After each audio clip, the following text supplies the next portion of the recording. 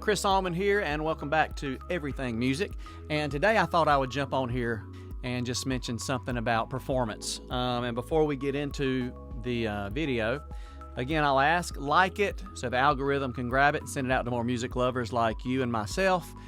Share it, comment below, leave your comments. That helps as well. Helps me know what folks are looking for, what they think about the content and this kind of thing. Also, I can learn from you. And don't forget to subscribe. We need to get the subscribers up.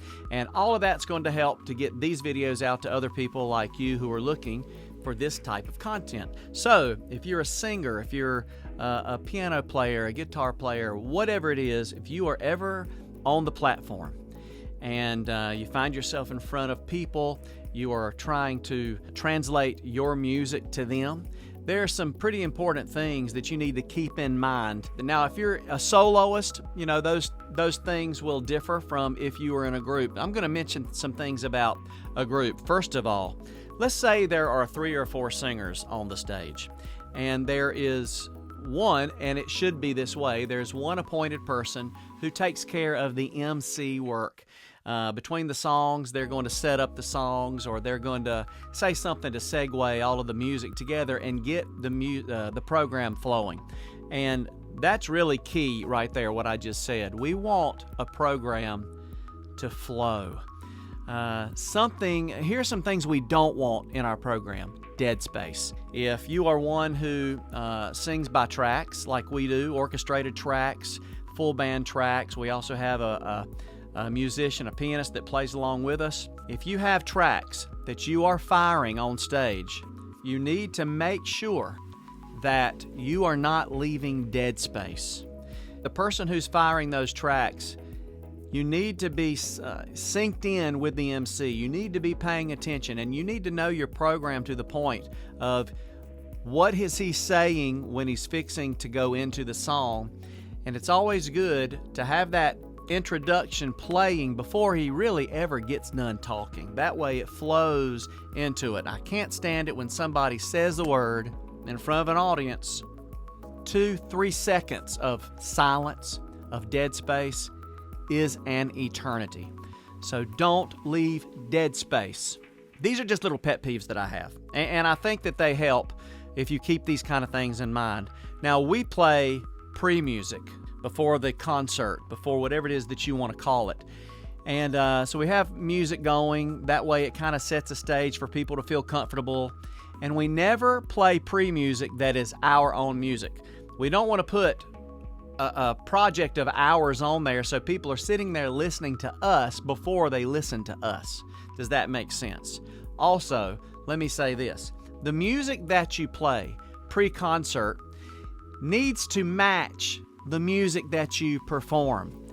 If you are a rock musician who is light rock, that probably needs to be light rock music.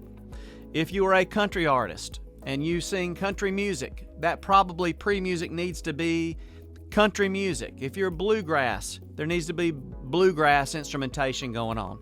If you're a Southern gospel singer, there needs to be Southern gospel music playing.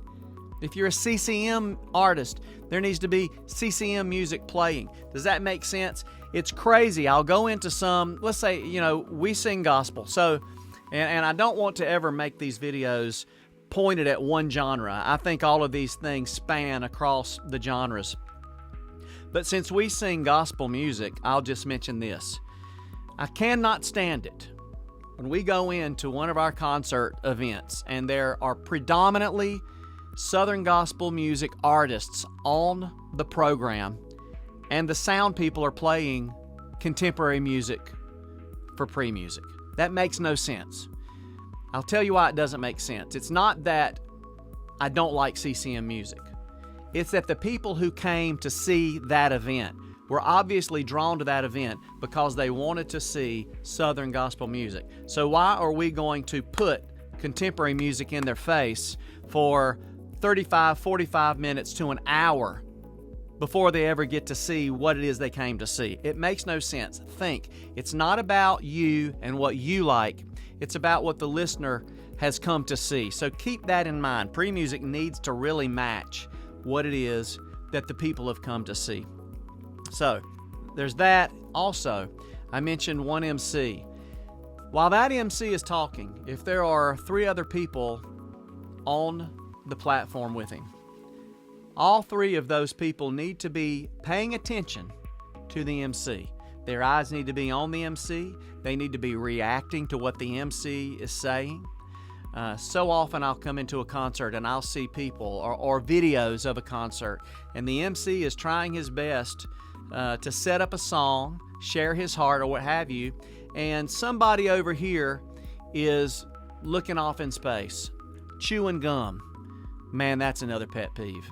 If you chew gum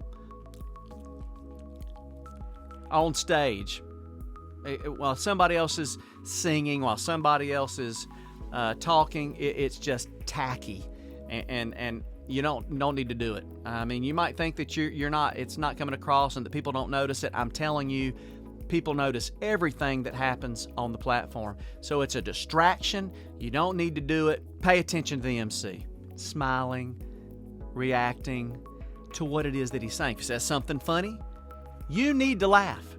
Whether you've heard it 1,000 times or not, you need to laugh, because if you don't, you're not really supporting the man who is doing the job. You need to laugh. If he's saying something serious, you need to be, whether you are into it or not, you need to at least come across as if you are very into what he's saying.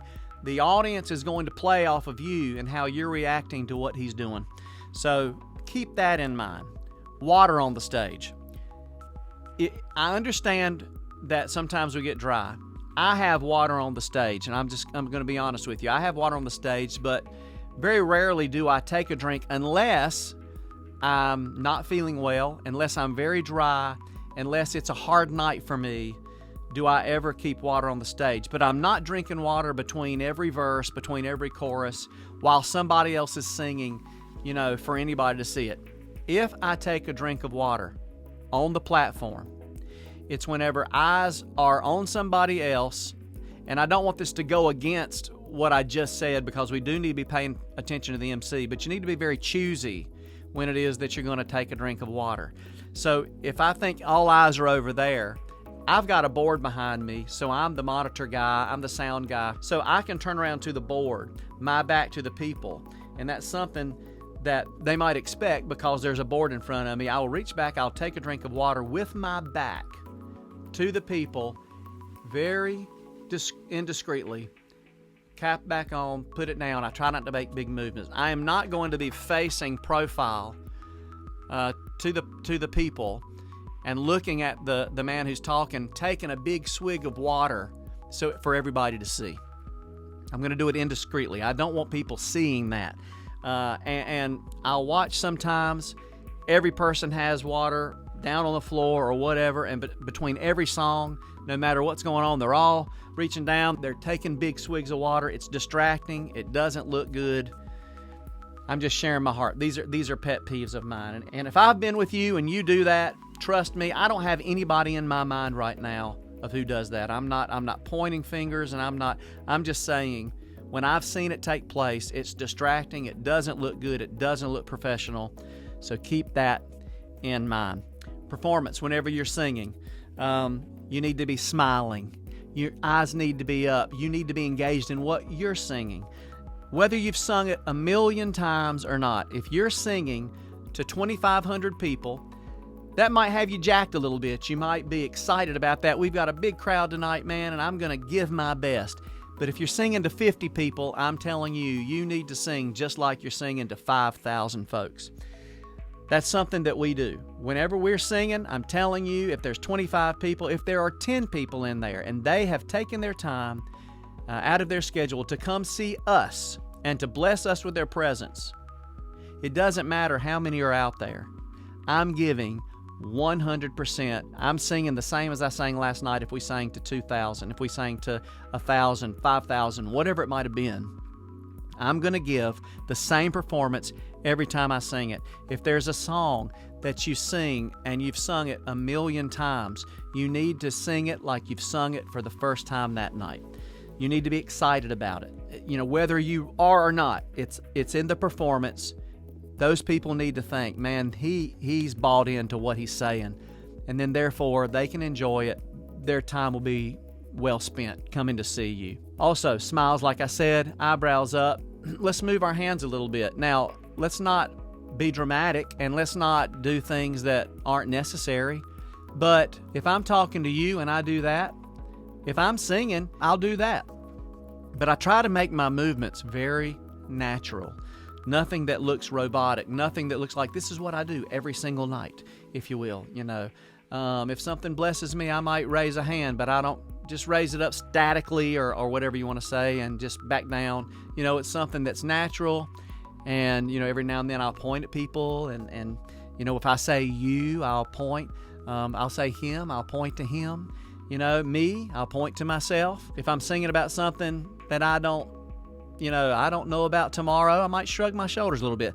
Movements that match the lyric of the song are going to look natural. Just act like you're having a conversation with the people. And later I'll do a thing on phrasing and communication when singing, but these are just some things I wanted to hit on real quick when it comes to performance, some things you can keep in mind, maybe to keep the stage looking professional.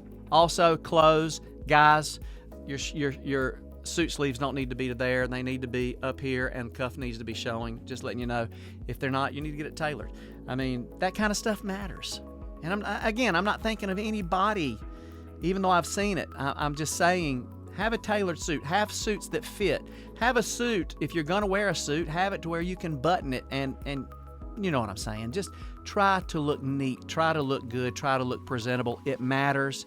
It matters. It matters. So, thanks again for listening to Everything Music. Maybe this will help you when it comes to your performance from now on. Maybe you can check some of these boxes off and say, hey, that's something we need to pay attention to.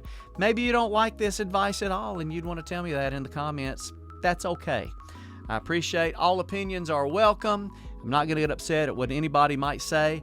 But if you agree with me, put a thumbs up down there. Like I said, like it, share it, comment below, subscribe. Thanks for listening once again to Everything Music, and have a great week.